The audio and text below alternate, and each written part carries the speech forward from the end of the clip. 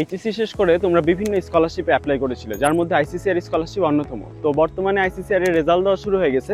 তো অনেকেই চান্স পেয়েছে, আবার অনেকেই চান্স পাবে না।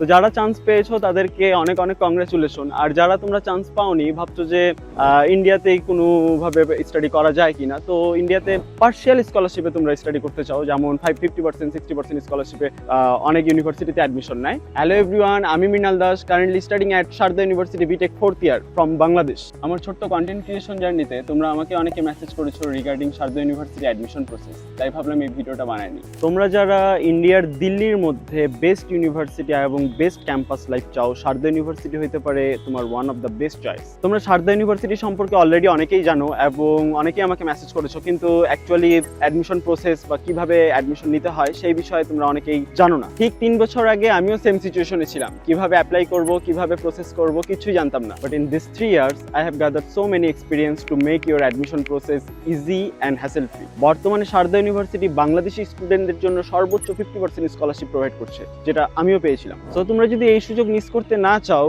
এবং কোনো ঝামেলা ছাড়া, কমপ্লেক্সিটি ছাড়া স্মুথ অ্যাডমিশন কনফার্ম করতে চাও, তাহলে এখনই আমাদের হোয়াটসঅ্যাপে যোগাযোগ করো। আমরা তোমাদেরকে অন ক্যাম্পাস আমরা সরাসরি অ্যাডমিশন প্রসেস হেল্প করতে পারবো। So if you are highly interested, send me your SSC HSC marksheet and passport. I will help you through your full admission process.